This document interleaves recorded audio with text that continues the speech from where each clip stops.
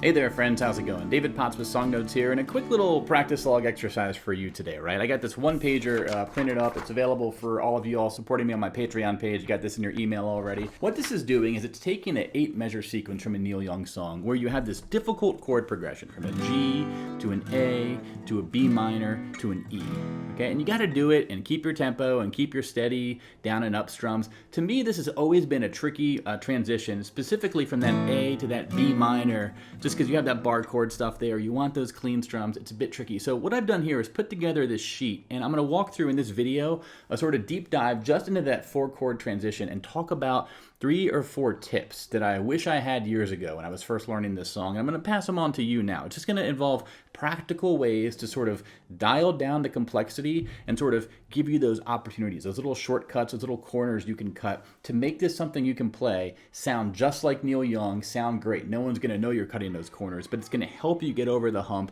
help you get comfortable and confident with this transition. So if you're ever having to worry about your A or your B minor and making smooth transitions, this is going to help you, even if you have no interest in this specific Neil Young song. So all those together hopefully will be helpful for you. And if you're learning Harvest by Neil Young, this will be a lesson that'll help you out with just this specific 4-chord transition. So let's dive on in. Thanks all for watching. And remember, check out my website, playsongnotes.com, for the chord sheet if you want to get it. Thanks a lot, and I'll see you on the other side. Let's do it.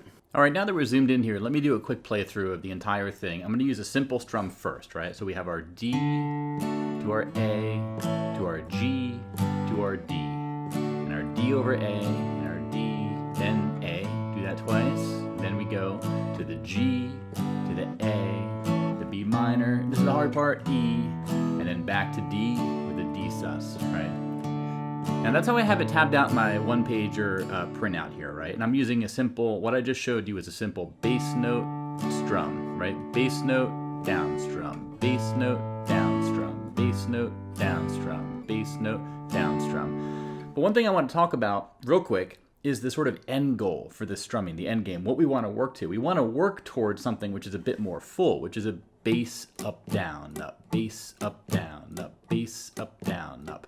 The ideal is to get to the point where you can do this for every chord. And it's tricky. It's very tricky. The first 4 chords would look like this. The D, A, G to D, right?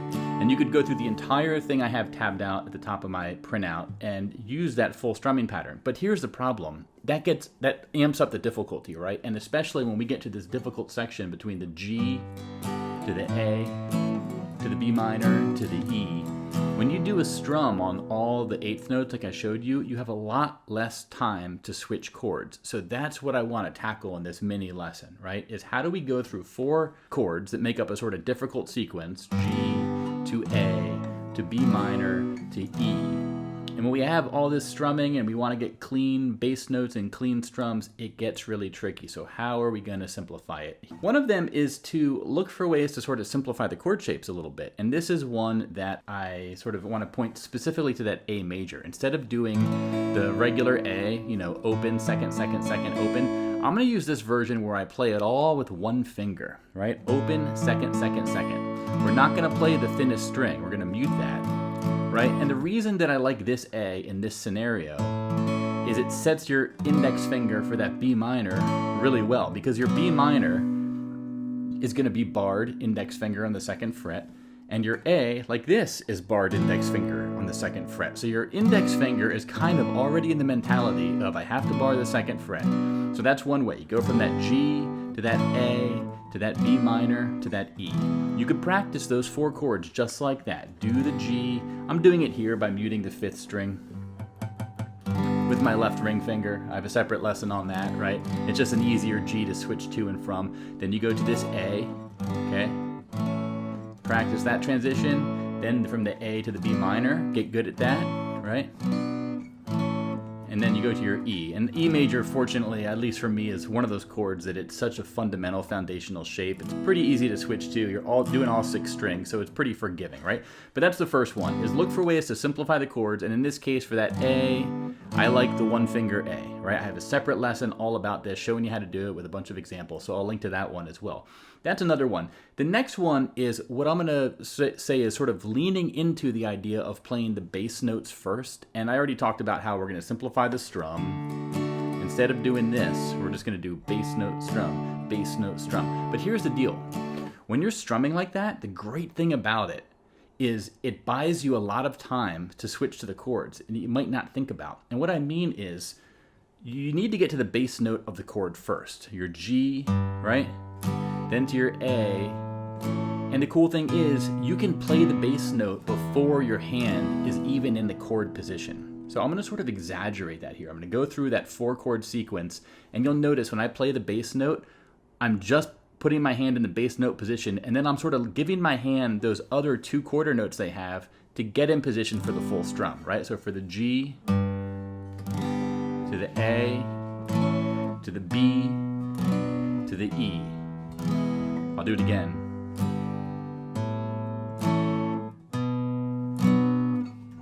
Sort of exaggerating there, right? But I hope you understand what this means is that it sort of gives you more time to switch into each chord shape. In other words, you don't have to have your hand fully on the chord shape on the exact count, right?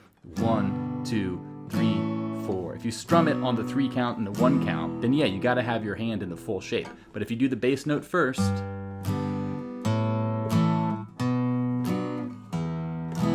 it buys you that time, right? 1, 1, 2, 3, 4. 1, 2, 3, 4. Again, worry about the bass note, get the finger you need for the bass note there. And the specific example for that B minor is you're going from the A. Your priority is getting that B bass note on the 2nd fret of the 5th string. So from the A to the B bass note, bring these fingers in for the rest of the strum on the 2 count, all right? 1, 2, 3, 4, 1, 2, 3, 4. Okay, so that's your other little trick there. 1, 2 is you can sort of eliminate strings. Another trick here is for that G, for example, I kind of like to not even play the thinnest string. Just do the, thickest 5 strings for your strum. For the A, we're already doing the middle 4 strings. For your B minor, you can totally ignore this thinnest string. That means you don't have to bar your index finger. That makes it an easier chord to play. So,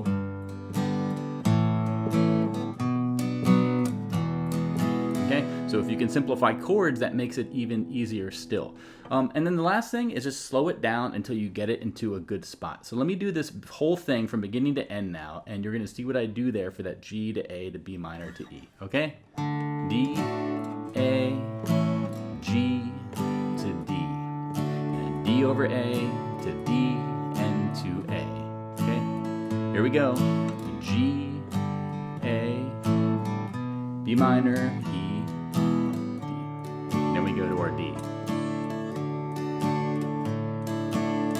Okay, now, do you want to get to that full strum? If you want to get to that bass up, down, up, bass up, down, up, bass up, down, up, bass up, down, up. It sounds really good. That's how Neil Young plays Harvest, for example.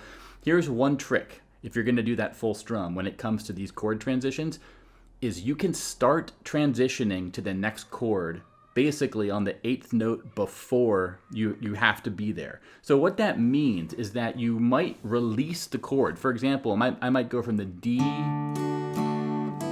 to the A to the G. Notice how on the last up strum of each chord, I'm moving my hand. I'm already jumping ship, right? D, A, G. Okay? Basically what I'm doing there is starting the transition early, and on my last up strum of each chord, I'm sort of strumming just the open strings. It sounds a little bit muddied at times, but as long as you keep your steady tempo, it's fine, it works, and it buys you that extra 8th note to get your hand in that position. So now, let me play from beginning to end with the full strum, and you'll listen for how I'm gonna start the chord transitions a little bit early, so you might get some of those empty strums in there, okay? So that would sound like this.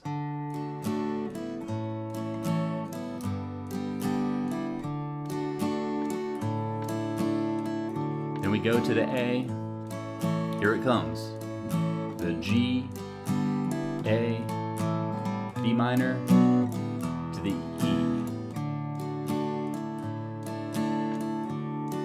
Last line one more time. The G, A, B minor, E. All right, so Again, this is using the song Harvest by Neil Young. You know, dream up, let me fill your cup with the promise of a man. I wanted to give this a little deep dive because this has always been one I've struggled with, and I wish I could have had these tips, you know, when I was first starting to play this song 10 years ago. Don't jump into the full strum. Keep your strum simple. Use those bass notes. You know, you can get your bass note down before you get the rest of the chord down. You can also start your transitions a little bit early too if you're doing the full strum. So all these things are your friends. Again, I have this available. It's a one-pager. It's available to my Patreon supporters. I'm working on a full lesson for Harvest too if you want to learn the Neil Young song that inspired this lesson. But with that said, that's it for this lesson. Check out my other stuff over at my website, playsongnotes.com. This is lesson 415. And if you do get this and you print it out, I have the little QR code there. You can just scan that. It'll pop you right open to my website, and you can watch this video and see how I'm doing this as I'm doing it right now. So anyway, thanks again for watching, y'all. I'll see y'all in the next one. Take care, and bye-bye.